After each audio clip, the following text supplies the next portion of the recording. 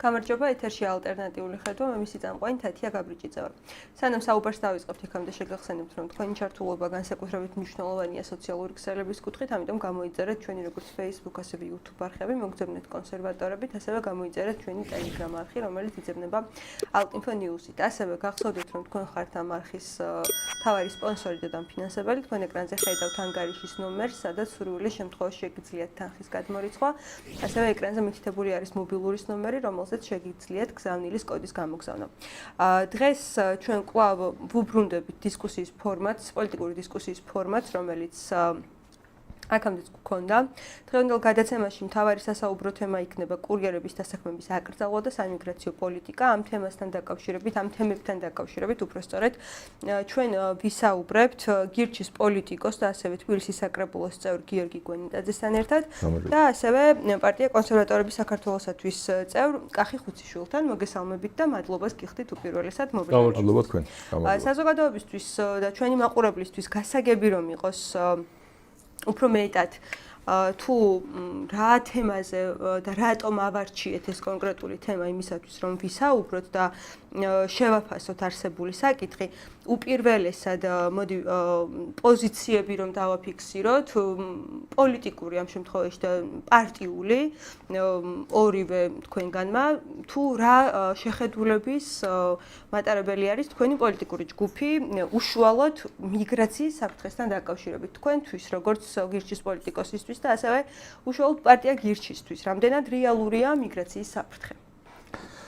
კარგით, პირველ რიგში მადლობა მოწვევისთვის, ძალიან სასიამოვნო ვარ რომ თქვენთან ყოველთვის შეიძლება მოსვლა ლაპარაკი. საერთოდ ჩვენ ლაპარაკის მომხრე ხალხი ვართ და მაშინ როდესაც ქვეყანაში თითქმის დახურულია ყველანაირი სივრცეები სადისკუსიოდ, სასიხარულო რომ არსებობს ადგილები ჩვენთან, თქვენთან, სადაც შეიძლება მოსვლა და საუბარი მივესალმებით თქვენ მაყურებელს. ხო, სანამ ეს კონკრეტულად კურიერებზე და ტაქსის მცველების პროფესიების აკრძალვაზე გადავალთ, მე მინდა ვთქვა, რომ თუ მე როგორ უყურებ საერთოდ ქართველი ადამიანების პოზიციას ამ ქვეყანაში და ქართველი ადამიანების დასაქმებას ამ ქვეყანაში. რაღაცნაირად ისტორიულად ისე არის ჩემი გადმოსახედიდან, რომ ამ ქვეყანაში ქართველები რაღაც საქმიანობას არ აკეთებდნენ. აი რაღაც პროფესიებით არ იყვნენ დაკავებული. მე არ ვაყენებ შევაწყობას არანაირ კონკრეტულ რაღაც პროფესიებს, მაგრამ ადამიანებს, მაგრამ აი ესე იყო, რომ ყველა ქვეყანაში მოიძებნება რაღაც პროფესიები, სადაც ადგილობრივი მოსახლეობა უბრალოდ არ არის დასაქმებული. და მე პირადად სულ მიმაჩნდა, რომ და ესე ვხედავ, რომ ქართველები რაღაცნაირად აი ამ ქვეყანაში, ამ ტერიტორიაზე რაღაც აღმატებული ადამიანები ვიყავით სულ და რაღაც საქმეს არ ვაკეთებდით. და სულ არ ვარ იმის მომხრე, რომ რაღაცნაირად ძალით ჩვენ ადამიანებს რაღაცნაირად დავაძალოთ ან ბოდიში ამ ტერმინისთვის შევტენოთ რაღაც პრიმიტიული საქმიანობა, რომელიც არ არის ჩვენ ბუნებაში და არ არის რაღაცნაირად მომავლის, ესე ვთქვათ, პროფესია. გარდა ამისა, აი თუ აი კონკრეტულად აი პროფესიების აკრძალვებს რო შევხედოთ, თუ გაიხსენებთ თქვენ კახი ალბათ ჩემზე ახალგაზრდა ბრძანდებით, მაგრამ გეცოდინებათ და მე ნათლად მახსოვს, რომ მაგალითად 90-იან წლებში, როდესაც ძალიან გაჭირვებულ მდგომარეობაში იყო ჩვენი ქვეყანა, ჩვენი მოქალაქეები, თითქმის შიმშილს გადაარჩინა ჩვენი ქვეყანა უცხოეთში წასული დასაქმებულმა ადამიანებმა, უმეტესად ქალბატონებმა, ვისაც ჰქონდათ საშუალება ეშრომათ ევროპულ ქვეყნებში, მომლელებად იქნება თუ ძიძებად იქნება თუ რაიმე სხვა საქმეებზე და ძალიან დიდი ბოროტება იქნებოდა, რომ მაშინ იმ ქვეყნებს აეგრძალათ ამ ადამიანებისთვის დასაქმება. ეს რაც შეეხება მორალურ საკითხს და თან მე რაც არ მომწონს კიდე, არ მომწონს აი რომ თითქოს ისე არის წარმოჩენილი, რომ ჩვენი მთავრობა ვიღაცას იცავს, აი ძირითადად დაცვა და ზრუნვა ჭირდება უმწეო ადამიანებს რა და მე ქართველი ხალხი არ მიმაჩნია იმ დონის უმწეოთ, რომ ვიღაც მთავრობის დაცვა ჭირდებოდეს ირანელი იქნება ეს თუ პაკისტანელი ვიღაც მიგრანტისგან, ხო? მე ვფიქრობ, რომ ქართველი ადამიანი ძლიერიც არის შესაძლებლობების ბევრი აქვს ამ ქვეყანაში გაცილებით კონკურენტულები უპირატესობა ძალიან ბევრი აქვს ამ ადამიანებთან რომ მათ კიდე რაღაც დაცვა ჭირდებოდეს. ეს რაც შეეხება ზოგადად.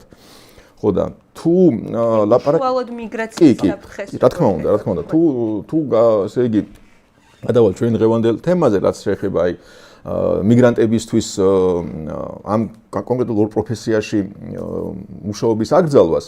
ზოგადად საფრთხე თუ არის თქვენი აზრით? არა, თქვენ რისი გეშინიათ კონკრეტულად? მე მაგალითად ვერ ხედავ საფრთხეს, ხო? თუ ხა რაღაცნაირად მოიცეთ ისე იყო შეთანხმებული, რომ თემა უნდა ყოფილიყო კურიერების და ტაქსისების აკრძალვა. შეგვიძლიათ ამაზე ვისაუბროთ, შეგვიძლია რა ვიცი ზოგადად. თემა იყო ასეთი ბატონო გიორგი, რომ საიმიგრაციო პოლიტიკა და კურიერებისა და ტაქსის მსხვერპლების საკითხი. კი ბატონო, კურიერების და ტაქსის მსხვერპლების საკითხზე გადავალთ და ეს არის ძირითადი სასაუბრო თემა ნამდვილად, მაგრამ უშუალოდ პოზიცია რომ იყოს გასაგები მაყურებლისთვის ვთქვათ, რატომ როგორ ხედავთ თქვენ ამ პრობლემას, ან ხედავთ თუ არა საერთოდ პრობლემას, ეს რომ დავაფიქსიროთ და შემდეგ კი ბატონო, მოგახსენებთ, როგორ უყურებთ მე საერთოდ მიგრაციას და რა პრობლემას ვხედავ ჩვენ ქვეყანაში. ესე რაც შეეხება აი მიგრაციულ პოლიტიკას ჩვენი გადმოსახედიდან, თუ ადამიანი ჩვენთან მოდის სტუმრად, თუ მას აქ ვინმე ელოდება. თქვენ ელოდებით, მე ველოდები, იმ სხვა ელოდება, მაშინ მთავრობის საქმე არ არის დამსაქმებელი თუ ელოდება? მოდი, ჩამომაყალიბებინეთ ჩემი ისე იგი. მე ველოდები, სხვა ელოდება, დამსაქმებელი ელოდება, თუ ამ ადამიანს აქ ვინმე ელოდება, ჩვენი ქვეყნის მოქალაქე, მაშინ მთავრობის საქმე არ არის სტუმარი როგორ ჩამოვა ჩემთან. და რა ვიცი, სტუმარმა მასპინძლობა რომ ქართველებს ვინმე მასწავლოს, რა ვიცი, მე ეჭვმეპარება რომ სოფლიოში მოიძებნოდეს ადამიანი, ვინც უკეთესად გვასწავლის ჩვენ სტუმარ მასპინძლობას. თუ ადამიანი მოდის აქ როგორც ტურისტი, რა ვიცი, ჯავშნის სასტუმროს, რა ვიცი, ქირავს მანქანას, მოგზაურობს, ფულს ხარჯავს, რაღაცას სწავლობს ჩვენგან, ათვალიერებს, ოკეი, ეგეც მთავრობის საქმე არ არის, ეს ადამიანი აქ როგორ მოიქცე. თუ ადამიანი რაღაც ცუდი აზრებით ჩამოდის აქ, ჩვენ კანონებს არ ღვევს. რაღაცას თულს აკეთებს, რა თქმა უნდა, ასეთ ადამიანებისთვის სახელმწიფო უნდა დაკეტოს საზღვარი, ან თუ ესე იგი აღმოაჩენს ასეთ რაღაცას, მოკიდოს ხელი და გააზეოს თავის ქვეყანაში, ან შესაბამისად დანაშაულისა დასაჯოს. აი ზოგადად ეს არის ჩემი ხედვა მიგრაციული პოლიტიკის. ხო და რა ვიცი, რაც არ მომწონს, აი მართლა რაშიც მე პრობლემას ვხედავ, რაც აი სუდია ჩვენ ქვეყანაში და რაც მე შემიძლია ჩემი პირადი ნათესავების მაგალითით შემიძლია ახსნა და მოვიყვეთ ეს არის ის რომ ეთნიკურად ქართველებს საქართველოში დაბადებულ ხალხს ხშირ შემთხვევაში ადამიანებსაც ქართველი მშობლები ყავთ, მეუღლეები ყავთ ქართველები, მაგრამ რაღაც გარემოებების გამო 90-იან წლებში იყო უფრო ადრე, უფრო გვიან უცხო ქვეყნებში ცხოვრობენ. დღეს მათთვის მოქალაქეობის მინიჭება არის რა ჯოჯოხეთის გავლა. ძალიან გართულებულია და ერთის მხრივ ესე იგი სახელმწიფო იძახის რომ რაღაც პრობლემა გვაქვს ესეთი ეთნოგრაფიული და მეორე ის არის რომ დემოგრაფიული ბოდიში და მეორეს მხრივ ქართველებს, უბრალოდ ქართველ ადამიანებს არ აძლევს მოქალაქეობის უფლებას. ამის მაგალითად ჩემი ძმა, რომელიც დაბადებული გაზრდილი საქართველოში, სკოლა დამთავრებული საქართველოში, უბრალოდ 92 წელს თუ არ ვცდები, წავიდა სასწავლებლად რუსეთში. მე იქ წარმატებული ადამიანად შედგა და როდესაც უკვე დააპირა თავის შვილების საქართველოში ჩამოყვანა და მოქალაქეობის მიღება, ბიუროკრატიამ ისეთ ჩახლართა და ისე აწვალა, რომ ცხონებულს არც კი მოესწრო საქართველოს მოქალაქეობა, ისა გარდაიცვალა. და მრავალი ესეთი მაგალითია. აი დღევანდელ კონტექსტში რო ავიღოთ, მაგალითად, აგერ მეზობელ სახელმწიფოში ომი მიმდინარეობს, რომლის შუაგულში ცხოვრობენ ჩვენი ნათესავები, ჩვენი ქართველები, რომლებმაც ასეულობით წლების განმავლობაში გამოიტანეს ქართველობა. ქართველობენ დღესაც. და სადმე გაგიგიათ, რომ ჩვენ მას დახმარება შევთავაზეთ, ან მოქალაქეობა შევთავაზეთ, ან რაღაცა შევთავაზეთ ჩვენ ნათესავებს. აი ეს არ მომწონს მე. ესმით, აი ესა გვაქვს დამოსასწორებელი, რომ უნდა მოვიქცეთ ისე, როგორც იქცევა ისრაელი, როგორც იქცევა გერმანია, რა ვიცი, მრავალი სხვა ქვეყანა, რომ თუ ადამიანი არის ქართველი, ჩვენ მას უნდა მივანიჭოთ მოქალაქეობა.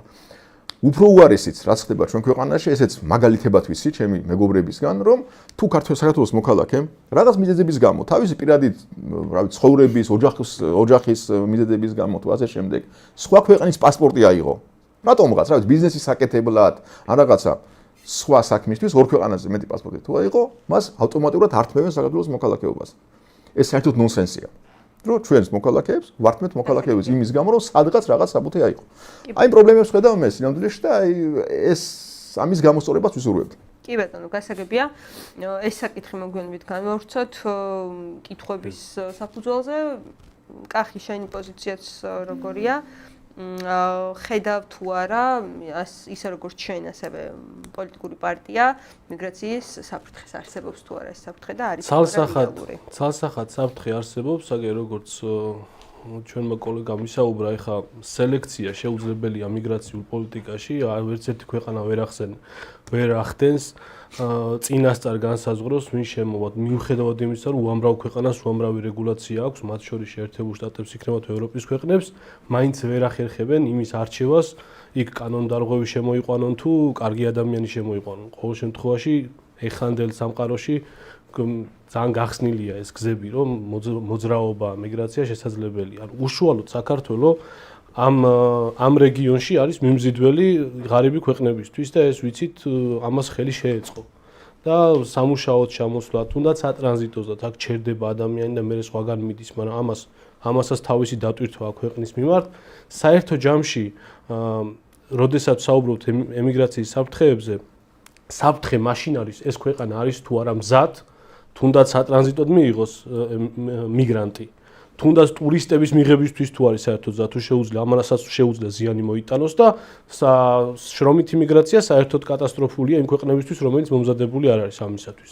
მომზადებაში მე ვგულისხმობ თუ არ არის დაცული ქართული შრომითი კლასი, ანუ შრომელი საზოგადოება. ეს თუ დაცული არ არის ქვეყანაში, შრომითი მიგრაცია ეს არის კატასტროფა იმ ხალხისთვის ზუსტად. ხო და ამიტომ დღეს საქართველოს არც ერთი მიმართულებით არ აქვს უსაფრთხოების გარანტიები მიცემული თავისი მოქალაქეებისთვის. და შესაბამისად ნებისმიერი ტიპის მიგრაციას თავისი რისკები და თავისი მინუსები მოყვება. ანუ მათ შორის ტურიზმზე გადართულობამაც კი მოიტანა თავისი ზიანი. ხო, ბიზნესის მხრივ მაგალითად საერთოდ მომსახურე ბიზნესზე გადავიდა მთელი ქვეყანა და რეინდუსტრიალიზაცია დაიწყებულია და სამუშაოდ ჩამოსული ხალხისაც ეს მიგრანტების ნაკადი ჩვენ ვხედავთ აგერ სადამდე მიგვიყვანა პირდაპირ მთავრობას უწევს კონკრეტული სამსახურების აკრძალვა მიგრანტებისთვის, იმიტომ რომ რეალურად დაზიანდა შრომის ბაზარი ქვეყანაში. და იქიდან გამომდინარე ემპირიულად ხედავთ ზიანს, რომელიც საქართველოს მიადგა მიგრანტებით, იმ ნაკადით, რაც ეხლა მოხდა, ეს არაფერი არ არის იმასთან შედარებით, რა შეიძლება მოხდეს, უკვე რომ ხედავთ ზიანს, შეიძლება არ თქვა ის, რომ საფრთხე რეალური არის, მიგრანტების საფრთხე რეალური. კი ბატონო, თუ თქვენ გსურთ პასუხი და შემდეგ უკვე გადავიდეთ. კახი, აი მე ძალიან ბევრი რამეში არ გეთანხმები რა შენ ხარ თქვი და თუ შეიძლება პასაპორტი ლამქონდ რომ მომენიშნა, მაგრამ რაც დამოახსოვდა გავყვებით მაგას. აი თქვენ ხშირად გამიგია რომ აი ემიგრაცია არის პრობლემა, შეხედეთ რა ხდება ევროპაში, რა უქნა მიგრანტებმა ევროპას და ასე შემდეგ. კი ბატონო. სინამდვილეში კი, მიგრაცია არის ევროპაში პრობლემა, მაგრამ ეს პრობლემა ევროპელმა ბიუროკრატებმა თვითონ შექმნეს იმ უაზრო, ესე იგი, კანონებით და რეგულაციებით, რომლის მიხედვითაც ევროპაში დღეს მიგრანტობა და უსაქმრობა უფრო მომგებიანია, ვიდრე მუშაობა. იმიტომ რომ არის რაღაც გაუგებარი სოციალური დახმარებების სხვა თავიანთი მოქალაქეების ხარჯზე. არის რაღაც ესე იგი შეღავათები და პრიორიტეტები და ასე შემდეგ, პრივილეგიები და ასე შემდეგ. ხო და ამ მიგრაციაში ჩვენ ვერაურევთ შრომით მიგრაციაში, როდესაც ადამიანი მართლა ჩამოდის და შრომობს კანონიერად, დოვლაც ქმნის, რაღაცნაირად სერვისს აწოდებს საქართველოს მოქალაქეებს, მათ შორის უიაფებს ამ სერვისს საქართველოს მოქალაქეებს და არანაირ კანონ დარღვევას არ შედის ადამიანი. აი მაგალითად თუ ავიღებთ გაერთიანებული ემირატების დუბაის მაგალითად მაგალითს, ხო? სულ რაღაც 1.5 მილიონი თუ არ ვცდები, სუტიქსი შეიძლება არ ვიცოდე, დაახლოებით 1.5 მილიონი არის ადგილობრივი მოსახლეობა და ამ 1.5 მილიონი არაბს ემსახურება 8 მილიონამდე ჩასული მიგრანტი, თან კონკურენცია აქვს გამოცხადებული, ვინ უფრო იაფად და ხარისხიანად მოემსახურება. ხო და მე სულ არ ვიქნებოდი იმის წინააღმდეგი, რომ საქართველოში ქართველ ადამიანებს, გამდიდრებულ ქართველ ადამიანებს ემსახურებოდეს, რა ვიცი, 1000-ობით და 100,000-ობით მიგრანტი, რომელიც იაფად, წესიერად, ხარისხიანად მიაწოდებს მომსახურებობას. ხო და ჩვენ იმაზე კი არ უნდა ვიფიქროთ, რომ ეს მიგრანტებს გავყაროთ, აუგზავნოთ მათ, რა ვიცი, ეზოების დაგვა, კურიერებად მუშაობა, ტაქსისტებად მუშაობა და ამ საქმიანობით ქართველები დავაკავოთ. ჩვენ იმაზე უნდა ვიზრუნოთ, რომ ქართველი ადამიანები თავის ქვეყანაში ფლობდნენ თავის ქვეყანას, ფლობდნენ იმ რესურსებს, რაც ამ ქვეყანაში დღეს მთავრობას აქვს მიმარებული ქვეყნის 80%-ით და შეიძლება 90%-იც მთავრობას ეკუთვნოდეს და ადამიანებს არაფერი არ ეკუთვნით. ესე იგი, ეს ქონება დაუბრუნოთ ადამიანებს, ჩვენი ქართველი ადამიანები გამდიდრდნენ და რა ვიცი, ვიღაც შემოსულმა პაკისტანელი იქნება ეს თუ ინდოელი იქნება, თუ მას სურს და ჭირდება, იმუშაოს მეზობეთაც, კურიერათაც და ასე შემდეგ. კი ბატონო, სანამ აი ხალხს და მაინტერესებს თქვენ თქო ტურისტებიო საფრთხეაო და აი რა საფრთხე დაინახა ტურისტებს? ტურიზმსაც აქვს მოტანილი გარკვეული მინუსები ბიზნესისთვის თქო, ანუ ეგ ჩვეულებრივი მოვლენა, როდესაც მასიურად ერთი მიმართულებით მუშაობს საზოგადოება, იმას აქვს ხოლმე ესეთი ყველა სამსახურშიც ხდება, რაც პროფესიული სიბრმავე ჩდება, ამ მიმართულებით თორე ტურიზმის წინააღმდეგ კი არ ვამბობ. უბრალოდ აი დუბაიზე მინდა გიპასუხოთ რა, ძალიან ხშირად მესმის ხოლმე ესეთი მოსაზრებები, რომ აი რაღაცა კიბერპანკში გადავდივართ ხოლმე, დრონები მოგვიტანენ ცოტა ხანში პიცას და რატომ ანუ აი კი არა, უკვე დააქვს. გასაგებია, მაგრამ ჩვენს ქვეყანაში ნახეთ როგორი სიტუაციაა, რომ ბოლოს მინიმალურ ხელფასზე, ანუ ქართველი მშრომელი ადამიანის საკითხზე რომ ემსჯელა პარლამენტს ან მთავრობას, ბოლოს იცით როდის მოხდა ეს მსჯელობა, ანუ რამდენი წლის წინ იმსჯელეს ამაზე პარლამენტში თუ რამდენი უნდა კონდეს მინიმალური ხელფასი ქართველ მშრომელს. არა, მინიმალური ხელფასი ბოროტებაა და მაგალითად თქვენთვის ბოროტებაა, მაგრამ ბოლოს როდის იმსჯელეს იცით? 27 წლის წინ. ტურიზმის საკითხი დავასრულოთ, თუ შეიძლება მე დამჭა იქ კითხვა და გადავიდეთ ხელფასზე. კი ბატონო, ხელფასზე არა, უბრალოდ გავარჩიოთ მინიმალური ხელფასიც. ხელფასზეა შრომით მიგრაციის მთავარი პრობლემა ეგ არის, რომ აქაური მშრომელი ადამიანი, ანუ უმწეო სჭირდება დაცვა წეგან თქვენ თვითონ. ანუ აქაური მშრომელი ადამიანი 27 წლის მანძილზე იყო ერთი რეგულაციით დაცული, მხოლოდ რომ 20 ლარი არის მისი მინიმალური ხელფასი. 1999 წელს იყო მიღებული ეს რეგულაცია. მას შემდეგ ქართველი მშრომელი ადამიანის უფლებებზე მთავრობებს არ უმსჯელია. და ეს ადამიანები საქართველოში ცხოვრობდნენ როგორ პირობებში, იცი, როგორც შეუთანხმებდნენ დამსაქმებელს, ის იყო მათი გარანტია და დამსაქმებლის კეთილი ნება. ანუ შრომის კოდექსი იმდენად გამოუსადეგარია ჩვენთან. თქვენი გაგებით ეგ ბოროტება, მაგრამ მე უყურებ საქმეს ისე, რომ არსებობს საკითხები მემარჯვენე იდეოლოგიაში, რომელიც აუცილებლად გამოსაყენებელი, არსებობს საკითხები მემარცხენეში, რომელიც გამოსაყენებელი. რადიკალიზმის გამო მოხდა ეგ ზუსტად. კი, უყურეთ, მოდი, გადავდივართ საკითხს ესე რომ არ ვასრულებთ ას გესმით? თქვენ რომ ტურიზმზე თქვით, რომ აი ტურიზმზეა გადართული ქვეყანა და ერთმხრივად მუშაობს ბიზნესის სინამდვილეში, ეგეც არასწორი ინფორმაციაა. აი, რბილად რო ვთქვათ, ჩვენ ქვეყანას ვეძახით ტურისტულ ქვეყანას, რომ ტურიზმი გვაქვს რაღაც ძალიან განვითარებული და სინამდვილეში უყურეთ მარტო ამსტერდამში წელიწადში 48 მილიონი ტურისტი ჩადის. მარტო ერთ ქალაქში და საქართველოში მთელ ქვეყანაში 5 მილიონს არ აღემატება. ხო, ტურიზმიც არ ვარ გა. ხო, ამიტომ არა გვაქვს ნეტა ვიყოთ ტურიზმის ქვეყანა, ნეტა მართლა ვიყოთ განვითარებული ტურიზმის ქვეყანა და მართლა ბევრი ადამიანი იყოს კვალიფიციურად დასაქმებული ძვირადღირებულ სერვისში დიდარი ტურისტებისთვის. ეგეც არა გვაქვს სამწუხაროდ და მაგათაც ეგეც იმის ბრალია, რომ რაღაცნაირად სამთავრობო რეგულაციები ადამიანებს სადღაც არაძლევენ თავისუფლების, ესე იგი, საშუალებას. რაც შეეხება ხელფასებს და მინიმალური ხელფასები და ასე შემდეგ. აი, ხომ ფაქტია, რომ მინიმალური ხელფასების დაწესება ჩვენთან კი არა, ნებისმიერ ქვეყანაში იწვევს საერთოდ ადამიანების უმუშევრად დატოვებას. აი, მაგალითად, რამოდენიმე წლის წინ, როდესაც კალიფორნიაში ძალიან გაზარდის მინიმალური ხელფასი მომსახურების სფეროში, მაკდონალდსში დაიდგა თვითმომსახურების აპარატები. ნებისმიერი, ესე იგი, როდესაც მთავრობა აი სოციალისტურად ებრძვის ბიზნეს ებრძვის მოგებას რა. აი ჩვენთან ძალიან ხშირად ისმის ხოლმე, რომ მოდითო, რა ქვია, კომპანიებს ძალიან დიდი მოგება აქვთო და შეუძლიათ თავისი მოგების ხარჯზე დაუშვათ იგივე კურიერებს, ვისაც თქვენ იცავთ დღეს, შეუძლიათ რომ თავისი მოგების ხარჯზე მათო ხელფასი მოუმატონო, ხო? როგორც კი მთავრობა იწყებს ბრძოლას მოგებასთან, ეს ნიშნავს, რომ ის ებრძვის ბიზნესს. თუ აი წარმოიდგინეთ ინვესტორი, რომელიც დებს დიდ თანხებს, რომ ძალიან რთულად მართვადი ბიზნესი, როგორიც არის მაგალითად გლობო იქნება ეს თუ ვოლტი თუ რაღაც ეს კურიერების სფერო, სადაც ათასობით ადამიანთან უნდა იმუშაო, ხელფასი უნდა იხადო, საკმაოდ რთულად დაწყობადი ბიზნესია. ადამიანი ამაში ხარჯავს ძალიან დიდ ფულს, მთავრობა მას უმცირებს მოგებას ეს ადამიანი თავის ფულს მოუნახავს სხვა დანიშნულებას. რავი, აქციებს იყიდის, ბიტკოინს იყიდის, ოქროს იყიდის და მილიონ დანიშნულებას მოუნახავს. ესმით და ეს მიგვიყვანს იქამდე რომ ეს სერვისი შემცირდება და გაქრება, ან უბრალოდ გაძვირდება. ხო და ამიტომ არ შეიძლება მოგებასთან ბრძოლა პირიქით უნდა ვიყოთ მომართული. ჩვენი მთავრობა ის უნდა იყოს მომართული განა მინიმალურ ხელფასებს უნდა აწესებდეს და რაღაც ბიზნეს არეგულირებდეს, ფასებს უწესებდეს. არამედ პირიქით უნდა შექმნას ისეთი პირობები ქვეყანაში, რომ მომგებიანი იყოს საქართველოში ბიზნესის კეთება ყველასთვის, ქართველებისთვის, ადგილობრივი ინვესტორებისთვის, უცხოური ინვესტორებისთვის, რომ აი დიდი მოგების გამო ადამიანები აქ ჩამოვიდნენ.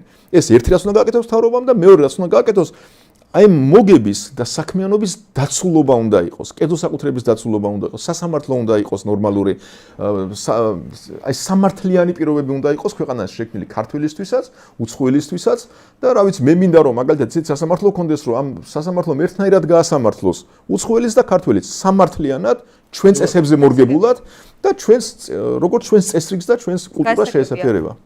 მოდი დავუბრუნდეთ საქართველოს მოქალაქეების ინტერესებს, მათი ინტერესებიდან გამოვდივარ უფრო სწორად მე ამ შემთხვევაში და სწორედ ამ საკითხს შევეხოთ. თქვენ ახსენეთ ცოტა რამდენიმე წუთის წინ, რომ რაღაც ყოველთვის იყო თითქოს პოზიციები, რომელზეც ქართველები არ მუშაობდნენ, ან არ ეკადრებოდნენ, ხო? ტრადიციულად ესე, ну რაღაცა ასე არ მუშაობდნენ ამ საქმიანობაში. კი ბატონო. და შემდეგ უკვე ამის გაგრძელებად იყო დუბაის მაგალითი, სადაც თქვენ თქვით, რომ კარგი სცენარი არის და კარგი წარმოსადგენი არის საქართველოს იგივე რო იყოს, რომ ქართველებს ემსახურებოდნენ. ეს ერთი ნაწილი გასაგებია, თუმცა ამ შემთხვევაში მე მაინტერესებს აი თქვენ როგორ უყურებთ საქართველოს მოქალაქეების სამუშაო ადგილების დაცვის პოლიტიკა როგორი უნდა იყოს. ოღონდ არ ვისაუბროთ ამ შემთხვევაში დუბაიზაცია რომ მოხდეს მაგალითად თბილისის, ასე არ ვისაუბროთ. ამ შემთხვევაში ვისაუბროთ იმ მაგალითით, რომ პირობითად Glovo, Volt, Yandex-ი და კიდევ რამდენიმე ტაქსის კომპანია და არა მხოლოდ, ანუ ეს კონკრეტული მომსახურების სფერო არის ძალიან დიდი მნიშვნელობის მატარებელი, მაგალითად სტუდენტებისთვის და ისეთი ადამიანებისთვის, რომელსაც სჭირდება მიხმარება შემოსავლის აი ამ კონკრეტული სამსახურით, ხო? აი აქედან გამომდინარე ვისაუბროთ მათი უფლებების, მათი სამსახურის დაცვა რამდენად არის თქვენი პოლიტიკური ჯგუფის ინტერესი. კი ბატონო. არა, ჩვენი პოლიტიკური გუნდის ინტერესები არის ჩვენი პირადი ინტერესები, პირადი ადამიანების, კონკრეტული ადამიანების ინტერესები, ხო და რა თქმა უნდა, თუ ზოგადად საუბრობთ, ჩვენი ინტერესებია, რომ ქართველი ადამიანები ცხოვრობდნენ ბედნიერად, დიდრულად, ჰქონდათ კარგი პროფესიები და იყვნენ წარმატებული ადამიანები. ამას დავიდავანებოთ. ეხლა რა შეიძლება კონკრეტულად, ესე იგი, აი ამ საკითხს, სადაც მთავრობამ აკრძალა, თუ გრძალავს, ესე იგი, კურიერებად და ტაქსის მძღოლებად უცხოური მოქალაქეების მიგრანტების მუდმივად რომ ხო, უცხოური ვიღაც ადამიანებს უგრძალავს ესე იგი, შრომას. ეს აკრძალვა სინამდვილეში არის აი როგორ გითხრათ, ეს ორი პროფესია არის ის პროფესიები, რომელსაც ტექნოლოგიები გააქრობს. აი სულ რამოდენიმე წელიწადში ეს პროფესიები გაქრება. და ასეც რომ არ იყოს, ეს პროფესიები არის დროებითი, თქვენ სწორად აღნიშნეთ, დროებითი რაღაც სამსახური სტუდენტისთვის, რომ სანამ პარალელურად სწავლობს, კარგ პროფესიას ითვისებს, რომ მანამ რაღაც საქმე აკეთოს. ხო და როდესაც ჩვენ უგრძალავთ უცხოელებს ამ სამსახურში მუშაობას, ეს ნიშნავს, რომ ჩვენ ადამიანებს, ჩვენ საქართველოს მოქალაქეებს უბიძგებთ იმითკენ, რომ ხანგრძლივად დარჩენ კურიერებად, არ აითვისონ ახალი პროფესიები, არ აითვისონ უფრო სხვა სამსახურები და რომლების დეფიციტიც არის სინამდვილეში საქართველოში. აი ეს რომ აქ ჩვენთან სამუშაო ადგილები არა, ეს არის ტყუილი. იმიტომ რომ სამშენებლო სფეროში დეფიციტია. ნორმალური ელექტრიკოსები არ არსებობენ, ნორმალური დურგლები არ არსებობენ, ნორმალური მღებავები არ არსებობენ. მე პირადად აგერ შემაგალიც გეტყვით, ამბროლაურში სასტუმროს ვაშენებ მეორე წელია. და ესე იგი 4000 ლარზე მეც უხდი ადამიანებს, უბრალოდ დამხმარე მუშებს. რომ აი რა ჩაკუცრო ხერხის განაცხოვებს ეგეთ ადამიანებს.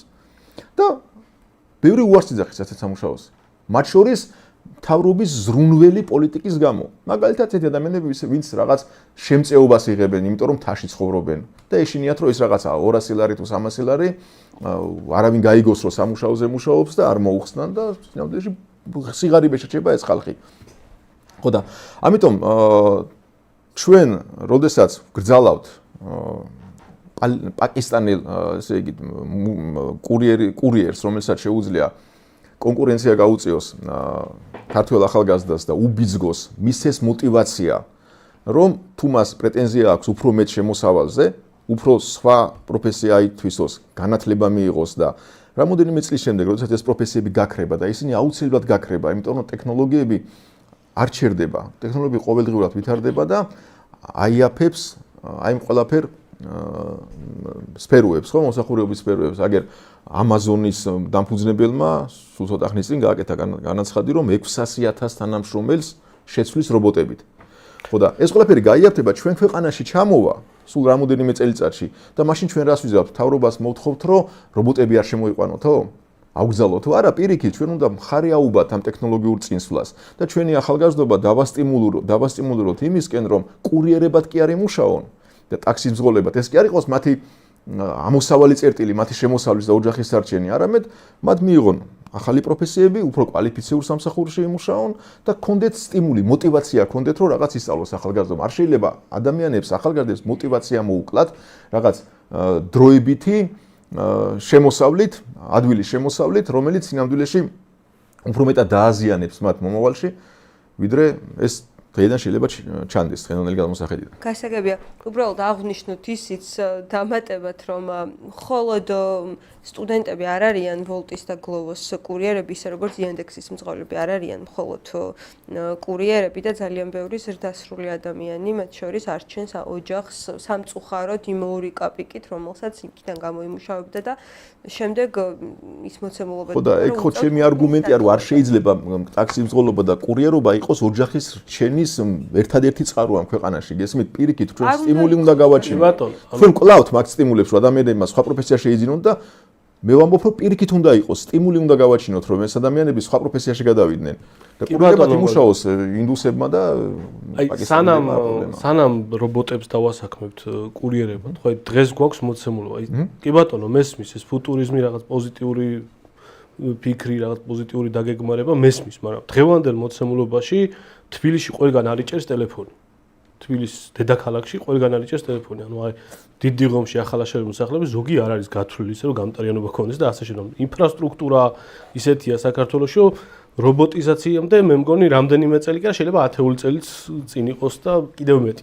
ამიტომ რეალურად ეს დღეს რაც გვაქვს, ხო, პრობლემა, მე როგორ ხედავ ახლა ამას?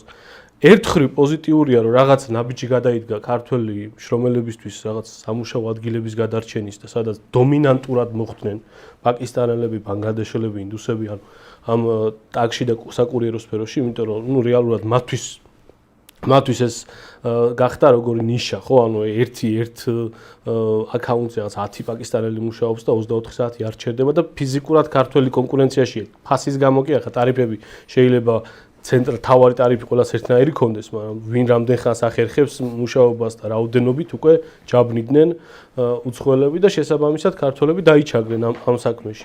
ეხლა ერთხელ მე ამას პოზიტიურად უყურებ, მე მესმის გადმოსახედი, თქვენი გადმოსახედი, რატო უყურებთ ამას ნეგატიურად და იმაში გეთანხმებით, ეხლა აუცილებელია გვესმოდეს ის, რომ რაღაც საკითხებზე ადამიანებს უნდა შეეძლოთ შეთანხმება მიუხედავად იმისა, რომ საპირისპირო პოზიციების ქონდეთ, რომ ეხლა ხალხს სტიმული უნდა მივცეთ და კარგი უნდა ვაკეთოთ, ამაში გეთანხმებით, რა თქმა უნდა. მაგრამ ამ კონკრეტულ შემთხვევაში, აი, როდესაც ვიცით, რომ საქართველოში დაკარგეს სამსახური უამრავმა კურიერმა და ამაზე ლაპარაკობდნენ, ღიად და გამოსავალი იყო, რომ ქვეყნიდან წავიდნენ, იმიტომ რომ რეალურად სამუშაო ადგილები ძალიან მინიმალურად არის ქვეყანაში. ეს ერთხელ პოზიტიურად მე შევხედე პოზიტიურად, მაგრამ მეორე მხრივ პრობლემა ის არის, რომ სელექციურად კონკრეტული რაღაცა პროფესიაზე კონკრეტული მიგრანტების შეზღუდვა რო გიწევს, აქ საერთოდ შრომით ბაზარზე გავს კატასტროფული მდგომარეობა. მათ შორის კვალიფიციური კადრებიც რატო გვაკლია ქვეყანაში, ხო? არანაირ კადრებს არ ვიცავთ ჩვენ ქვეყანაში, სინამდვილეში. და თქვენ გასაგებია, რომ ქართველი მაგარი უნდა იყოს და დაცვა არ უნდა ჭირდებოდეს, მაგრამ არსებობს ყველა მშრომელი ადამიანი, ანუ ის კი არ არის თავის თავს რომ მიხედოს ამ კატეგორიაში გასატარებელი. არსებობს სტრატეგიული რესურსიც არის ზოგიერთი კლასი სამუშაო და ზოგიერთი პროფესია. კურიერი და ტაქსის მძღოლი როგორ შეიძლება სტრატეგიული არა, კურიერზე არ მაქვს. ზოგადად რატო დადგა ეს საკითხი, რომ კურიერებისთვის გახდა ჩარევა სტრატეგიული რა შუაშია მაშინ გასა. სტრატეგიული არის მაგალითად ექთანი, ხო? ექთანი საქართველოში, ექთანი კი არა, ყველა ქვეყანაში ექთანი ითვლება სტრატეგიული პროფესია. არანაირი სტრატეგიული პროფესია არ არის ექთანი, რობოტები აკეთებენ ოპერაციებს უკვე რა შუაშია ექთანი. არა, რობოტები, აქაც რობოტები. თქვენ რომ პრობლემა არისო დღეს, აი პრობლემა არისო, გეთანხმები მაგრამ რატომ არის? აი ბოდიში. აი რატომ არის პრობლემა გეტყვით რა? თუ კი ყველაფერი უნდა იყოს კომერციალიზებული, ხო და ადამიანებს შორის თანამშრომლობაში მესამე პირი არ უნდა არსებობდეს, ანუ სახელმწიფო შრომის კოდექსი არ უნდა იცავდეს. აი სტრატეგიული რატომ არის ექთანი? ანუ ერთ ექიმს შეუძლია 100 პაციენტს დაუსვას ერთ დღეს დიაგნოზი, მაგრამ ერთი ექთანი 100 პაციენტს ერთ დღეში ვერ მოულის. ანუ გჭირდება რაღაც რაოდენობა ექთნების, რომ ჯანდაცვის სისტემა იმუშაოს. ეს ითვლება სტრატეგიულ რესურსად. კრიზისი ცხადდება ნებისმიერ განვითარებულ ქვეყანაში, როდესაც ნაკლებობას განიცდიან კადრების. ოღონდ ნაკლებობა იგულისხმება სარეზერვო კადრებში, როცა განიცდიან ნაკლებობას.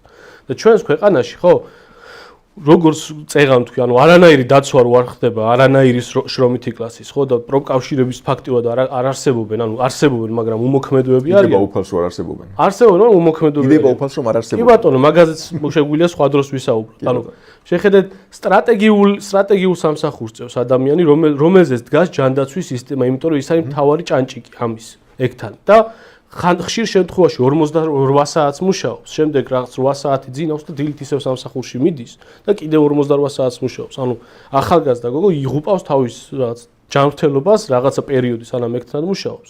და რეგიონებში თბილისშიც არ არის ძალიან დიდი განსხვავება 400, 600 და 700 ლარები აქვს ხელფასი. ანუ ეს არის დღევანდელი რეალობა.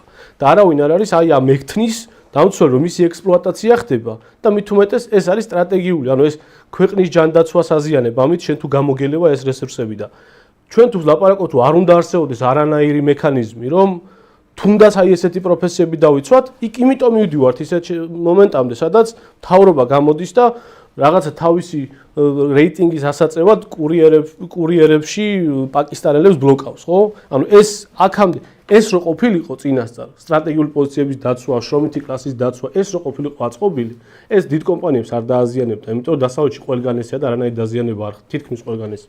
ხო და ამ შემთხვევაში აღარც გახდებოდა საჭირო პაკისტანელების დაბლოკვა გლოვოში და იანდექსში და ასე შემდეგ. ანუ ეს სისტემა თვითონ მოაგვარებდა თავის თავს.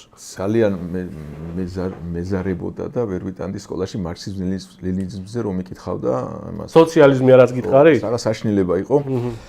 ესე იგი თქვენ რო თქვით რომ აი რაღაცნაირად საკითხზე გადადიხართ და ვერ ვამთავრებთ რა.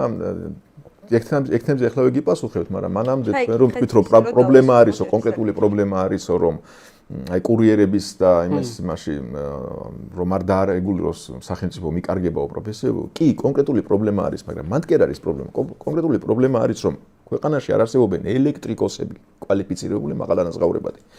დურგლები, მშენებლები, ტურიზმის სფეროშიც არ აყვავს ნორმალური მენეჯერები, გესმით? აი სასტუმროებში არ აყვავს ნორმალური მენეჯერები. პრობლემა არის. უბრალოდ ადამიანებს სამშობლო ადგილებიც არის.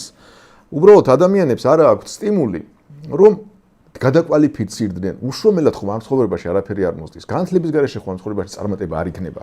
ხო და ადამიანებს არ აქვს სტიმული, რომ მეტი განათლება მიიღონ. კარგი სამუშაო იპოვნო.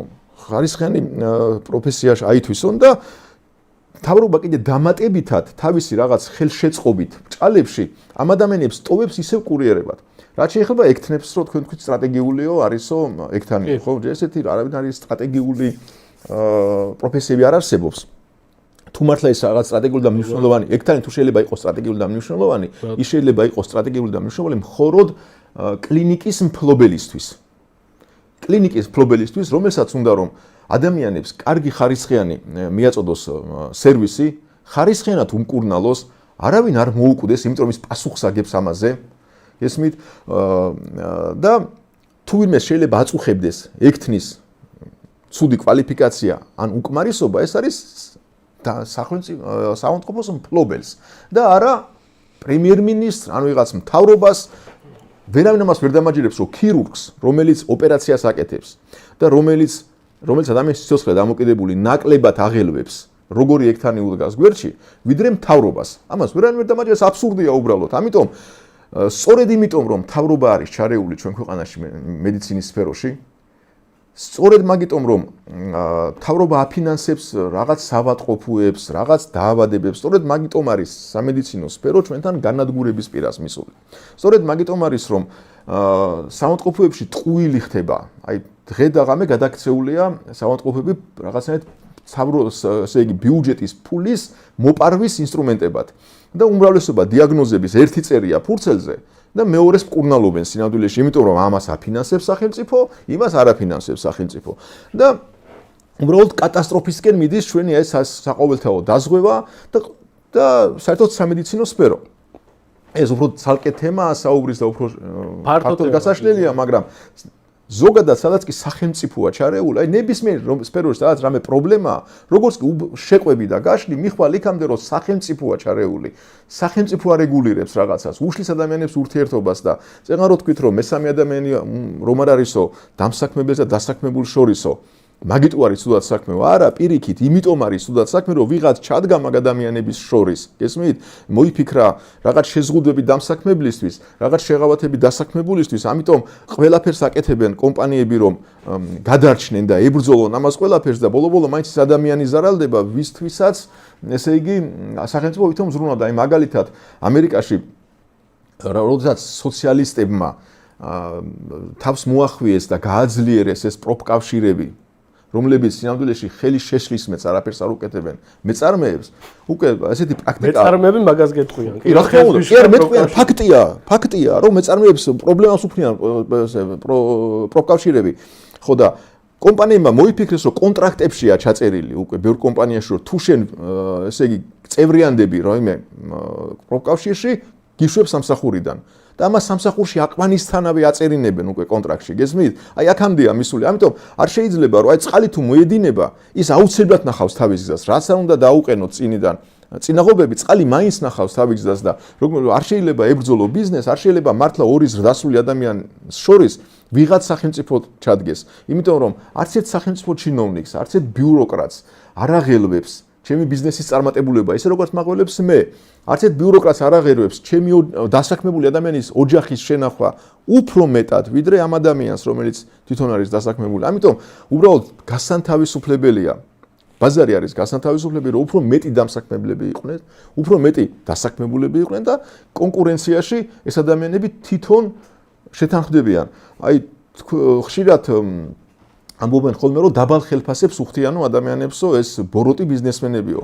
კაცო, აი დაუშვათ 500 ლარს უხდის ვინმე კონკრეტულ ადამიანს დამსაქმებელი. და ის ამბობს რომ ეს ცოტაა. ოკეი? წადი და სხვაგან იმუშავე. თუ შენ 500 ლარზე მეც სხვა არავინ არ გთავაზობს დღეს, მაშინ მე ხო შენი საუკეთესო დამსაქმებელი ვარ, მე თუ 500 ლარს მაინც გთავაზობ. ხო და შორსაგვარს ეს საუბარი, მაგრამ ზოგადად რომ ვთქვათ, სადაც სახელმწიფო ერევა და დგება ადამიანებს შორის, იქ ყველაფერი ყოველთვის არის ცუდად. თუ საკითხ შევხედავთ ისე, რომ ამოსავალი წერტილი უნდა იყოს, რომ ბიზნეს არ გაუჭირდეს ქვეყანაში, ხო? მაშინ გასაგებია, რომ არც შუაში მდგომი არ არის საჭირო, არც დარეგულირება არაფრის არ არის საჭირო. ანუ საერთო ჯამში მივდივართ ისე ვიქამდე, რომ ბიზნეს არ უნდა გაუჭირდეს, მაგრამ ქვეყანას ნახეთ, როცა სახელმწიფოებრივად უყურებთ საკითხს. ჩვენ გვაქვს რა? ჩვენ გვაქვს რამდენიმე ტიპის რესურსი ქვეყანაში, ხო? ეს არის ან ბიზნესმენი რო შემოდის, ინვესტორზე რომ საუბრობთ. ინვესტორს ჩვენ რას თავაზობთ, ხო? გარემოს რაღაცა კონკრეტულ ფინანსურ გარემოს, რაღაც პორტფოლიოს ხო ვახვედრებთ, ჩვენ ვახვედრებთ რაღაც ტერიტორიას, ქვეყანა, სახელმწიფოს. რა არის ქვეყანა, კაცო? ვინ არის ეს ქვეყანა? სადავე ლაპარაკობ ქვეყანას? საქართველო. ყობახიძია ქვეყანა? გასაგე წარმომადგენელი იმ მომენტში ვინც არის, ვინც ახვედრებს ამ ყველაფერს. ამ ქვეყანაში ვინ მეთქი, აი ვინ აძლევს ამ, აი ვინ მისცა, მაგალითად არაბებს მიწარო მისცა, ვინ კონკრეტულად სახელმწიფო მისცა, ხალხმა მისცა, რას ნიშნავს ეს? საქართველოს მთავრობამ გააკეთა ეგ. კი ბატონო, აი ეგ სხვა ამბავია, სახელმწიფო ქვეყანა ეს ცალკეა. გასაგებია, მაგრამ როდესაც შემოდის ბიზნესი, ის სადრეგისტრირდება ყობახიძეს სახში თუ რა შეკაცოთ კონკრეტული ადამიანები ეს ყობახიძე ხა იქნება ეს თუ ივანიშვილი სადრეგისტრირდება ივანოვი თუ პეტროვი კონკრეტული ადამიანები რაღაცას განკარგავენ და ვიღაცას აძლევენ. აი მანდა მაქვს პრობლემა რომ ვიღაც ადამიანებმა კი არ უნდა განკარგონ ეს ჩვენი ქვეყანა. ჩვენი უნდა იყოს და ის ბიზნესმენი და ინვესტორი რო ჩამოდის, ყობახიძე კი არ უნდა აძლევდეს რამეს. შენ უნდა აძლევდე შენსას, მე უნდა ვაძლევდე ჩემსას და მაშინ ჩვენ ვიქნებით მდიდრები, გესმის და ჩვენ შევუთანხმდებით ამ ინვესტორს. გასაგებია. არა ვიღაც სახელმწიფოს სახელით, ვიღაც ადამიანები, კონკრეტული ადამიანები. გასაგებია, მაგრამ საუბრობთ რეალური გამოსავლიდან. ეხლა რაც ხდება. აი გარი რეალური რო კონკრეტული ადამიანები. როდესაც ვიღაც შემოდის, სად რეგისტრირდება? რეგისტრირდება რაღაც იუსტიციაში, შედის საჯარო რეესტრში და ასევე სახელმწიფო უწყებებში რეგისტრირდება, რომ გახსნას ის შეპესე იქნება თუ რა იქნება.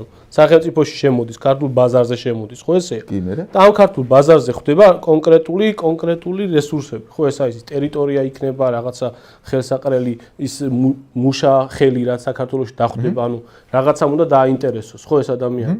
ანუ საქართველოს აქვს ორი კონფლიქტური ტერიტორია, მაინც და მაინც უსაფრთხოებით ვერ დავიქვეყნით, ხო და ასევე არის არც თუ ისე სუფთა სიტუაცია კორუფციის ხრივ, ხო? ანუ იდეაში ვერც მაგით ვერ გავაკვირვებს და საერთო ჯამში მის რაღაც უნდა იყოს ისეთი რაც იზიდავს ამ ხალხს. ეს არის რომ იაფად იღებს აქ საშუალებას, იაფად დაიწყოს თავისი ბიზნესი, მიწას იაფად გადაეცემა და მუშახელიც იაფი უნდა იყოს და.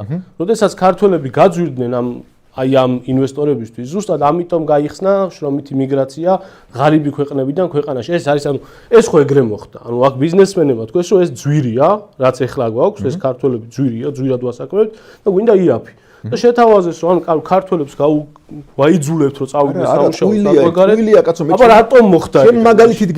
ჩემი მაგალითით გეუბნებით. არ უნდა ქართველებს მუშაობა მასიურად და თქვენთან შეიძლება მოხდა შეკრება რომ არ უნდა მუშაობა. რა შუაში ეკაცო გაიხედათ ნებისმიერ სამშენებლო კომპანიებს პრობლემა აქვს თანამშრომლების.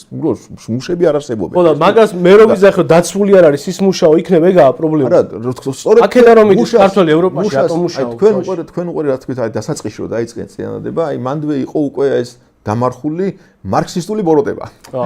აი უყურე, თქვენ თუ გინდათ რომ ბიზნესი კარგად იყოსო, მაშინ ყველაფერს კარგად ლაპარაკობთ. კაცო, ბიზნესი ეს რაღაცა აბსტრაქტული ხომ არ არის. ბიზნესი ეს არის ადამიანები.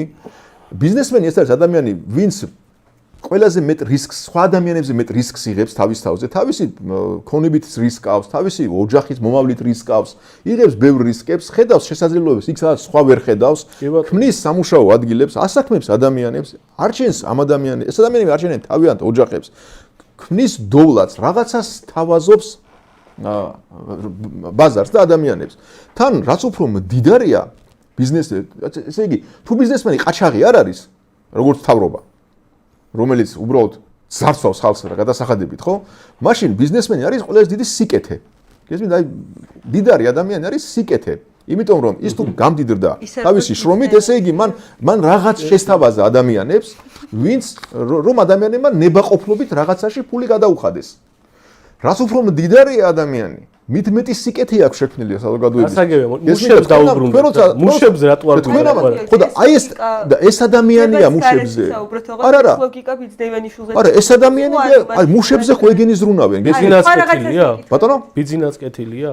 რაც უფრო დიდარი ადამიანი კეთილი ხო ეს თქვით ახლა? ფორმულა. ბიზნეს ანუ სიკეთეა. არა, მე ეს დებატს გარეთ ვიყავ. ხო, არა. კაცო, ეგ მოდი, ანუ ეგ მუშებზე ვილაპარაკოთ. და მუშებზე ვლაპარაკობ სწორედ. აქედან რომ ის ქართველი ვისაც მუშაობა არ უნდა. სწორედ მუშებზე ევროპაში რატომ მუშაობს? სწორედ მუშებზე ვლაპარაკობ. აქედან რომ მიდის ევროპაში რატომ მუშაობს? სწორედ იმაზე ვლაპარაკობ, დავასრულო, რომ ბიზნესი და მეწარმე ეს არის ის ადამიანი, რომელიც პირველ რიგში ზრუნავს მუშას. იმიტომ რომ პირველადი ზრუნვა მშრომელ ადამიანზე არის ის, დასაქმებულზე პირველადი ზრუნვა არის ის, რომ შექმნა სამუშაო ადგილი, სადაც ის იქნება დასაქმებული.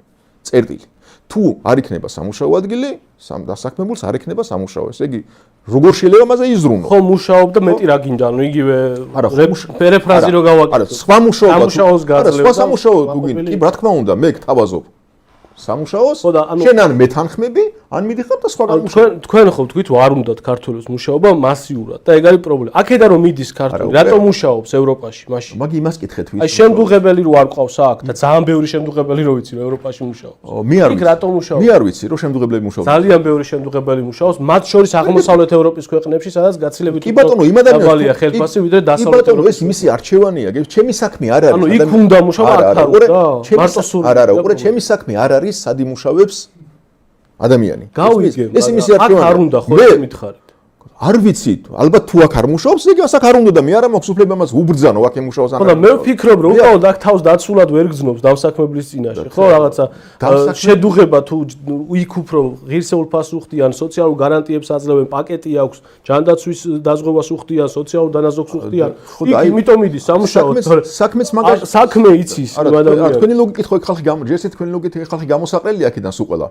საიდან გამოსაყრელი? აქ უნდა შევთავაზოთ ეგ პირობები, რომ აქ მუშაობ. თქვენი ლოგიკით, როგორც ჩვენ აქედან უნდა გავყაროთ ინდუსები, ისე ის ხალხი გამოსაყრელია იქედან და არ ვიცი ეს როგორ თავსდება ერთ თავში, ხო? ჩვენ აქ არ უნდა მიგვივიდეს საქმე, იქამდე გასაყრელად გქონდეს ხალხისა. და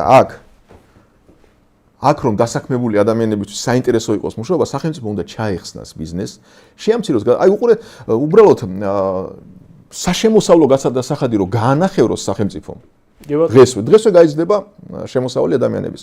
აქციზები, აი უაზროდ შემოღებული აქციზები. სიგარეტზე იქნება ეს, საწვავზე იქნება თუ ასე ჯარიმები, რომლებიც გაათმაგდა. გადასახადების ზომაზე არა ეს ყველაფერი.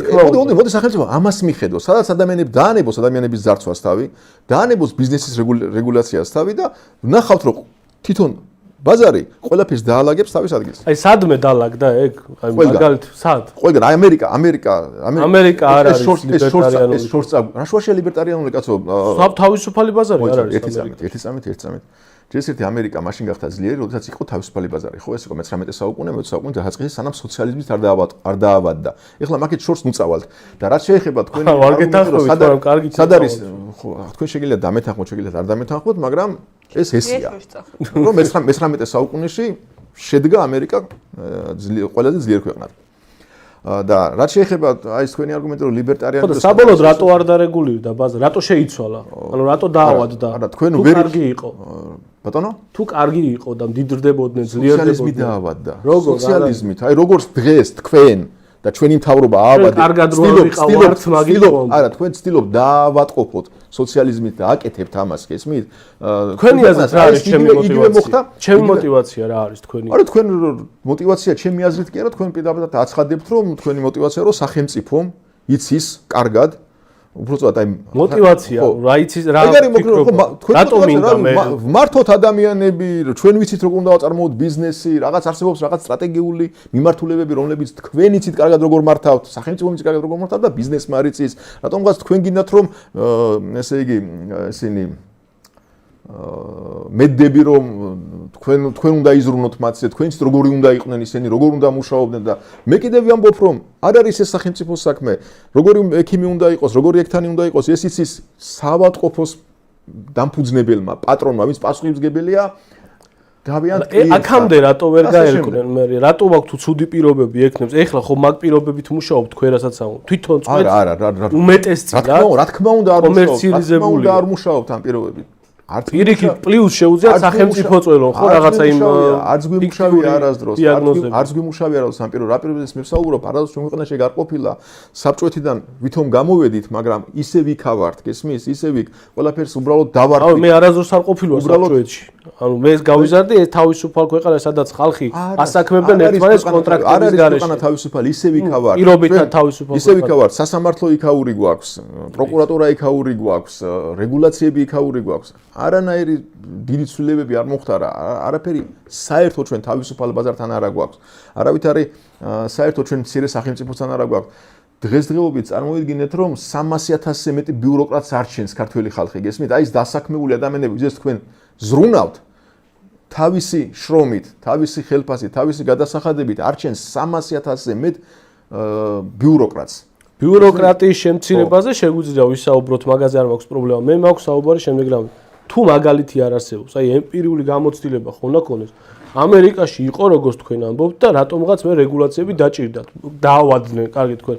კიდევ რამე ანუ აი დღეს მოქმედი მოდელი არის ეგ სადაც ბაზარი თვითონ არეგულირებს და ცენტრალური დაგეგმარება არ ჭირდება. უყურე რას გეტყვით იცი, როცა დუბაი ვახსენეთ, მოდი სადაც სად როგორ არის ასე არ ვილაპარაკოთო. ეხლა მე უნდები სად არისო ეგ მომიყვანეთო მაგალითო. არა. მე ესეთ რამეს საქართველოს გახდეს ისეთი თქო მაგას. მე ესეთ რამეს გეტყვის თქვენ. აი ჩემი საოცნებო ქვეყანა ლიბერტარიანული წესით მოწყობილი ქვეყანა ხო ის შეიძლება არის სადღაც აი აქ კოსმოსში ხო ჩვენ ვართ დღეს რაღაც სოციალიზმში აი აქა ვართ და მათ შორის ძალიან დიდი მანძილია გესმით და ჩემთვის პრინციპულად ესე იგი მნიშვნელოვანია ვიცოდეთ საით მივდივართ. აი წარმოიდგინეთ რომ ადამიანი აღმოჩნდა ღია ზღვაში. პირველი ინსტინქტი რაც არის რომ არ დაიხშოს, უნდა იცუროს, ხო? გასაგებია რომ უნდა გაცურო. მაგრამ თუ არ იცი საით არის ნაპირი. ხო უაზრობა გამოდის შენი ცურვა. თუ უფრო შორდები ამ ნაპირს. შეიძლება მეორე სიტუაცია იყოს, შეიძლება შენ იცოდე სად არის ნაპირი, მაგრამ ისე შორს იყოს ამ ნაპირამდე, რომ აი ობიექტურად ხვდები რომ ვერ მიხვალ იქამდე, მაგრამ ხო მაინც იქეთ იცურებ. გესმით? აი როგორც ილონ მასკი ცდილობს რომ ანუ ვერაზროს ვერ გავხდი რა შენ იცი თავარია იცოდე საით მიდიხარ, გესმის? სწორად უნდა იმოძრაო. აი ილონ მასკი რო ავიღოთ დღევანდელი ყველაზე პროგრესული ადამიანი და ყველაზე მდიდარი ადამიანი მსოფლიოში, რომელიც ამბობს რომ მარსზე უნდა გადასვლა. გადაყვანა ადამიანების. დარწმუნებული ვარ რომ ობიექტურად რომ შეაფასო მასკიც ხვდება იმას რომ შეიძლება მის სიცოცხლეში დიდი ალბათობით მის სიცოცხლეში ეს ვერ მოესწროს რომ მარსზე წავიდეს და უკან დაბრუნდეს. მაგრამ წარმოიდგინეთ ნახეთ აი ამ გზაზე როდესაც ეს თავისი ბავშვობის ოცნებას მიყვება ადამიანი, რამდენი სიკეთე გააკეთა და რამდენად წინ გაწია კაცობრიობა და პროგრესი. და იგივეს ვამბობ მეც, მე ლიბერტარიანი ვარ, რაღაც მეზღაპრე და ის კი არა ვარ კაცო, მეოცნებე. მე ვიცი რა არის ჩემი იდეალური სამყარო, მე ვიცი რა უბედურებაში ვარ დღეს და ვიცი რომ სასწრაფოდ სამოძრაო ვარ იქეთ. გესმით, აი გასწორებული მაქვს კომპასი. თავისუფლებისკენ, ადამიანის თავისუფლებისკენ, თავისუფალი ბაზრისკენ და თავისუფალი გადაადგილებისკენ პლანეტას. აი რადგან თავისუფალი ბაზარი ახსენეთ. დონაცია მოვიდა, ჩემი კითხვა არ არის, ოღონდ დონაცია მოვიდა, დონაციის ავტორი არის ჯაყო და ის წერს შემდეგს ბაზარი დაარეგულირებს პრინციპს, არაფერი არსად არ დაურეგულირებია წერტილი. ეს არის მოყურებლის პოზიცია, არ ვიცი შეგიძლიათ უპასუხოთ ამ ბოდიშით ბაზარი დაარეგულირებს პრინციპს, არაფერი არსად არ დაურეგულირებია წერტილი. ხო, არ ვიცი, არაფერი არსად არ დაურეგულირებია, ყველგან სადაც რაც მეტია თავისუფალი ბაზარი, მით ნაკლებია ეს პირველ კურსზე ასწავლიან ეკონომიკურ სკოლებში, ეხლა ყველაფერს დაწერა შეიძლება უაპელაციოდ, მაგრამ თუ ჩვენ რომელიმე ქვეყნები მოგწონს დღეს შვეიცარია იქნება ეს აი თქვენთვის ძალიან საყვარელი სკანდინავიური ქვეყნები სადაც სოციალიზმია ვამბობენ და მშვენივრად არისო სინამდვილეში ეს ამ ქვეყნებმა თავიანთი სიმდიდრე დააგროვეს მაშინ როდესაც ბაზარი იყო მაქსიმალურად თავისუფალი როდესაც კერძო საკუთრება იყო დაცული როდესაც ამ ქვეყნებში ყვაოდა კაპიტალიზმი და შემდეგ რა თქმა უნდა რაღაც ფუფუნება აქვთ ამ ხალხს რომ ამ დაგროვილი სიმდიდრის ხარჯზე რაღაც სოციალისტური სიგიჟეები აკეთონ და დღეს მშვენივრად ხედავთ რომ კარგად არც ეკონომიკაში აქვს საქმე, არც პოლიტიკურად აქვს საქმე და ეს იმის ბრალია რომ თავისუფალი ბაზარი ნელ-ნელა შეიზღუდა, თავისუფალი სიტყვა შეიზღუდა, თავისუფალი გადაადგილება შეიზღუდა და მთავრობებმა ეცადეს ყველა იწყებს რეგულირებას, ყველა ავადდება საბოლოო. მოდი ანუ მე კითხავთ შემდეგ რამეს. ანუ დაუშვათ არის თავისუფალი ბაზარი, ხო? და აი ამ თავისუფალ ბაზარში არსებობს ცხოვრობს ხალხი რაღაცა ყველას აქვს თავისი რაღაც დონის კაპიტალი ხო ყველგან ეგრე იქნება ყველა თანაბარი ხო ვერ იქნება შესაბამისად რისკები თავისუფალ ბაზარში ხო შედარებით უფრო მეტია ოლიგოპოლიის ან მონოპოლიის ან კარტელური ხო არის ეს რეალურად ამისგან დაცული უნდა იყოს ის საზოგადოება რომელმაც გადაწყვიტა ამ წესები ცხოვრება თუ არ უნდა იყოს ამის რა თქმა უნდა დაცული უნდა იყოს მაგრამ როგორ უნდა იყოს დაცული კი ბატონო ეხლა მოგახსენებ დაცული უნდა იყოს პირველ რიგში წესიერი სასამართლოთი. რომ ადამიანს უნდა კონდეს იმის გარანტია, რომ წესიერი სასამართლო კანონის მიხედვით არ მოქმედებს რაღაც კანონის მიხედვით. რა თქმა უნდა, კანონი უნდა იყოს დაფუძნებული მორალზე, ჩვენ შემთხვევაში ანუ უნდა არსებობდეს კანონი, რომელიც ოლიგოპოლიისგან იცავს. უნდა არსებობდეს კანონი, რომელიც მორალურად მისაღებია ჩვენი საზოგადოებისთვის. გავიგეთ კონკრეტულად აი ოლიგოპოლიისგან ან მონოპოლიისგან რო იცავდეს ესეთი კანონი ხო საჭიროა მონოპოლიები არსებობს მხოლოდ იმიტომ რომ სახელმწიფო არეგულირებს მათ აი მე ვამბობ თქვენ სამყაროში ან იდეალურ ქვეყანაში უნდა არსებობდეს სამყაროში მონოპოლია უბრალოდ არ იარსებებდა შეუძლებელია თავისუფალ ბაზარზე არსებობდეს მონოპოლია ანუ დაუშვა როგორ უნდა ჩვენ შეგვიძლია დაუშვათ რომ ახლა მასალები შემოვლიან აქ მაგრამ რა ვიცი რატომ არ იარსებებს მაშინ ეგ მითხარით თქვენ ხომ თქვით რომ არ იქნება და რატო არ იქნება იმიტომ რომ არსად ვერ დამიცახილეთ ვერცეთ მონოპოლიას რომელიც სახელმწიფოს მონაწილეობის გარეშე არსებობს ჩვენ ქვეყანაში ხო და რის გამო არ იქნებოდა იმიტომ რომ კანონით იქნებოდა აკრძალული არა არანაირი კანონით თავისუფალი ბაზარი არ უშვებს მონოპოლიას თავისუფალი ბაზარი არ უშვებს რა მექანიზმით მე თუ შენ არ მიგრძალავ მაგალითად წყლით მომარაგებას თბილისის გარკვეული უბნის არ იქნება წყალმომარაგებაზე მონოპოლია. შენ თუ მე არ მიგრძალავ ელექტროენერგიის მოვამარაგო ჩემი მეზობელი, არ იქნება ელექტროენერგიაზე მონოპოლია და ეს შორს წაგვიყვანს, მაგრამ ფიზიკურად ეს ესეა. რომ თუ უბრალოდ არ იქნება ესე გამოდის. არა, ყველა პირიქით ბევრი იქნება, გესმით? ბევრი იქნება. ბევრი მონოპოლია იქნება. არა, ბევრი მიწოდება იქნება, მონოპოლია არის, როცა ერთი მიმწოდებელია. ანუ რა იცავს დიდ მოთამაშეებს ერთმანეთში შეთანხმებისგან? ანუ კიდევ უფრო გავამარტივებ კითხვას რა. არის რაღაც ტერიტორია, სიმდიდრეა ბევრი და მე და თქვენ ვართ, აუ შევედით და ორივეს გვაქვს ძალიან დიდი კაპიტალი. და შეგვიძლია შევისყიდოთ ბევრი რაღაც სტრატეგიული რაღაც ენერგომატარებლების შევისყიდოთ რაღაც და ამ შემთხვევაში ხა ჩვენ სხვას ვინ უგზალავ შესყიდვას. ანუ აი მე მაგას გულისხმობ ხო და ვინც შემოვა თქვენ ჰიპოთეტურად მოკავთ რაღაც ესეთი გაუგებარი მაგალითი, თითქოს ჩვენ რაღაც ვაკუუმში ვართ, ვინ უგზავ თუ სახელმწიფო არ უგზავ. ანუ ყოველთვის გამოჩნდება ვიღაც კიდევ ის დააბალანსებს, ამას ყოველთვის გამოჩნდება ადამიანი, როგორც კი 2 ან 3 ადამიანი რაღაცას სუდად აკეთებს და ძვირად თავაზობს ბაზარს, ყოველთვის გამოჩნდება მესამე უფრო იმედის ნახტომს წარმატებული, წვენის ნახტომს უფრო გავს, იმიტომ არ არსებობს ესე იგი არანაირი გარანტია, რომ ეგ არ მოხდება. უბრალოდ პირიქით ეს არის გარანტია, მეთქი მაგას ვცდილობ რომ აგიხსნათ, რომ გარანტია არის ადამიანთა თავისუფლება. თუ შენ ადამიანებს არ ზღუდავ, არ უშლი რაიმის კეთებას, ყოველთვის მოიძებნება ბევრი ადამიანი თუ მომგებიანი და სარგებლიანი არის რაიმე ბიზნესი, სერვისი თუ პროდუქტი, ყოველთვის მოიძებნება სხვა ადამიანი, ვინც ამას მიაწოდებს ბაზარს უფრო იაფად და უფრო. ოღონდ თქვენად მაინც სასამართლო გჭირდება იმისათვის, რომ რაღაც აუცილებლად, სასამართლო აუცილებლად. აი თუ გადაწყდა რომ ვიღაცა მონოპოლია უნდა, ნუ ოლიგოპოლია თუ მონოპოლია ვერა, ოლიგოპოლია ხო თუ გადაწყდა რომ ერთი ადამიანი ძალადობს მეორე ადამიანზე, ან მის საკუთრებაზე, ან მის ჯანმრთელობაზე და არღვევს მის უფლებებს, ფუნდამენტურ უფლებებს, მეორე ადამიანს უნდა შეეძლოს მივიდეს სასამართლოში და სამართლიანად ეს დავა გაირჩეს. თუ ამის გარანტია აქვს ადამიანებს, ბიზნესმენი იქნება დასაქმებული თუ დამსაქმებელი, თვითონ საზოგადოება, თავისუფალი ბაზარი და თავისუფალი სასამართლო ამას შვენივრად დაარეგულირებს. კარგით, ბოლო კითხვას დაგისვამთ, მაშინ დაახლოებით გასაგებია ამაზე პასუხი, მაგრამ ორივე მხარეს მაინც დაგისვამთ. სასურველია, რომ აი მოკლე პასუხი მოვისმინოთ და არა ისე გაშლილი და ისე გავრცელებული, როგორც წინა ორ კითხვაზე იყო პასუხი. რა უფრო მნიშვნელოვანია თქვენთვის ბიზნესის ინტერესები, რომელიც მიმართულია იაფ მუშახელზე, თუ მოსახლეობის ინტერესი ეთნოკულტურული მდგომარეობის შენარჩუნება მოხდეს? მე პასუხობ? კი ბატონო, თქვენი დავიწყოთ, შემდეგ კი, მე ვფიქრობ, რომ ეს ორი რამ ერთმანეთიდან არის განუყრელი. ბიზნესის ინტერესები და დასაქმებული ადამიანების ინტერესები, ეს არის მათი საერთო ინტერესები. წარმატებული ბიზნესი ეს არის წარმატებული დასაქმებული ადამიანი, ბევრი წარმატებული ბიზნესი ეს არის ბევრი დასაქმებული ადამიანი და ბევრი მდიდარი კომპანია თუ მდიდარი ბიზნესი არის ბევრი მდიდარი დასაქმებული ადამიანი. ჩემთვის ეგ ინტერესები არის საერთო. და ერთმანეთს არ იწინააღმდეგება საერთოდ. წესიერ საზოგადოებაში, წესიერ ქვეყანაში, წესიერ სასამართლოს პირობებში და წესიერი თავისუფალი ბაზრის პირობებში დამსაქმებლის და დასაქმებულის ინტერესი აბსოლუტურად ემთხვევა ერთმანეთს. კარგით, მაშინ დავაზუსტებ კითხვას. ამ შემთხვევაში ჩვენ ვსაუბრობთ იაფ მუშახელზე იმ მდგომარეობიდან გამომდინარე, რომელიც ქვეყანაში არის შექმნილი, რომ გაიხსნა უბიზო მიმოსვლა ისეთ ქვეყნებთან, საიდანაც ძირითადად აქ მოდის იაფი მუშახელი, ხო? ბანგლადეში და ასე შემდეგ 17 ქვეყანა იყო არაერთხელ ჩამოთვალეთ. აი ამ ქვეყნებიდან მომავალი ადამიანები, რომლებსაც შემდეგ უკვე სამშენებლო სექტორი იქნება თუ სხვა იყენებს როგორც იაფ მუშახელად. ამ შემთხვევაში ბიზნესისთვის რა უფრო მნიშვნელოვანია, ანუ აქედან გამომდინარე უსვებთ კითხვებს, იაფი მუშახელი და მისი არსებობა, თუ უფრო მნიშვნელოვანია, რომ ეს იაფი მუშახელი მეორე ფლანგზე გადავწიოთ და ის ეთნოკულტურული სურათი შევინარჩუნოთ, რომელიც ქვეყანაში იქამდე იყო, ვიდრე თქვა საზღვრები გაიხსნებოდა.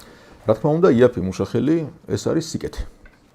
იაფი მუშახელი არის სიკეთე, იმიტომ რომ ბიზნესმენს მეწარმეს ეძლევა საშუალება უფრო იაფად შექმნას პროდუქტი და იაფად შესთავაზოს ჩვენს მოქალაქეებს. იაფი მუშახელი არის სიკეთე, იმიტომ რომ იაფ და ხარისხიან სერვისს კონკურენციაში წარმოქმნილ ხარისხიან სერვისს მიიღებს ჩვენი მოქალაქეები. იაფი მუშახელი ეს არის ბიძგი ჩვენი ადამიანებისთვის, რომ უფრო კვალიფიციური სამუშაო იპოვონ, უფრო კარგ პოზიციებზე დასაქმდნენ და უფრო დაეწიონ და გაყვნენ ტექნოლოგიურ განვითარებას. მე ვფიქრობ, რომ იაფი მუშახელი ეს არის თუ წესიერად ხდება ყველაფერი და თავისუფალ ბაზარზე ხდება, ეს არის სიკეთე. ერთ ზუსტებასაც გავაკეთებ და გადავიდე შემდეგ კახისთან. პირობითად კონკრეტული სამშენებლო კომპანია, მაგალითად არქი, ნებისმიერი სხვა ვიყოთ გუმბათის სვეტი და ასე შემდეგ, უამრავი ასეთია.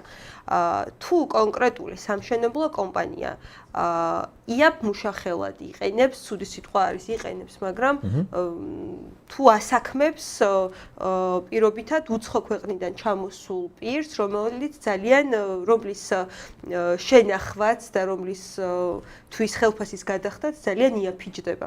ამ შემთხვევაში ჩვენ შეგვიძლია ვისაუბროთ იმაზე, რომ რადგან იაფი მუშახელით არის კონკრეტული კორპუსი და საცხოვრებელი ბინა აშენებული, ეს ბინა იაფი იქნება უფრო მეტად მაცხოვრებლისთვის, დღევანდელი გადმოსახედიდან, მომავალი შემწყიდვალისთვის? რა თქმა უნდა, თუ ბაზარი არ იქნება დარეგულირებული და ვიღაც მშენებლებს, ვიღაც დეველოპერებს არ იქნებათ რაღაც პრივილეგიები, თან მნიშვნელობა რა აქვს ეს უცხოელი დეველოპერი იქნება თუ ჩვენი დეველოპერი იქნება. დღეს ჩვენებს უფრო მეტი პრივილეგიები აქვთ მოწყობილი, ზოგი იმასთან არის დალაგებული, ზოგი ამასთან არის დალაგებული და სინამდვილეში ნამდვილი ბიზნესმენები შეიძლება ცოტა იყოს თითქმის ჩამოსათვლელი და ძირითადად მთავრობასთან შეკვლილი ადამიანები იყვნენ. ან არ იყვნენ. ხო და რა თქმა უნდა, თუ ესე იგი თავისუფალია ბაზარი და იაფი მუშახელი ხელმისაწვდომია სამშენებლო კომპანიებისთვის, ან ნებისმიერი მეწარმეებისთვის, ეს აიაფებს პროდუქტს, რომელსაც ისინი ქმნიან და შესაბამისად იაფად მეწოდებენ მომხმარებელს. დასაგებია. იგივე კითხვა არის ამ შემთხვევაში, შენთან რა უფრო მნიშვნელოვანია ბიზნესისთვის იაფ მუშახელის შემოყვანა თუ ეთნოკულტურული სურათის შენარჩუნება ქვეყანაში?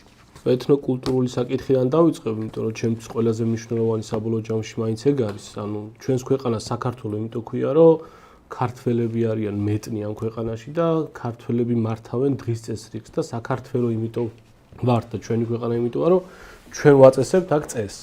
და იმ შემთხვევაში თუ საქართველოში ქართველებისთვის იქნება შეუძლებელი ამ პირობებში მუშაობა და იზოლებულები იქნებიან დატოვონ ქვეყანა, იმიტომ რომ ბიზნეს გამარტივებული აქვს 17 ღარიბი ქვეყნიდან აქ იაფი მუშახელის შემოყვანა, რომლებიც აქ დამკვიდრდებიან, ის არ არის რომ ჩამოვლენ და უკან გაბრუნდებიან, ძირითადი ნაწილი დამკვიდრებას დაიწყებს აქ ამ ქვეყანაში. შესაბამისად არ მიღირს მე რაღაცა ბიზნეს სექტორის მოგება, არ მიღირს აქ ეთნოკულტურული სურათის ცვლილებად, იმიტომ რომ ქუჩაში ხედა უკვე ამ ცვლილებას. ეს პირდაპირ გამოცდილებიდან ხედა რომ იცვლება ეთნიკური ფონი საქართველოში და რა თქმა უნდა უფრო მნიშვნელოვანი ეთნიკური ფონის შენარჩუნება. ეს ერთხრივ ეს არის და მეორე უბრალოდ პატარა რეპლიკას გავაკეთებ. მე არ მესმის ბიზნეს თუ იაფი დაუჯდება სახლების შენება გაიაფებულად რატო გაყიდის, ანუ ბიზნესის როგორ ბიზნეს ჭირდება რაც შეიძლება მაღალ მოგებაზე გასვლა, ხო? რაც უფრო მაღალ მოგებაზე თუ ყიდი 100.000-ად ბინას, იმას არ გაყიდი 50.000-ად. თუ 100-ად იყიდება, 100-ად გაყიდი. არ გაიაფებ მარტო იმიტომ რომ აშენება იაფი და წინადადება რომ გაიზრდება ბაზარზე, რა თქმა უნდა ფასი დაიკლებს, ესეც ხო ელემენტარული მათემატიკაა.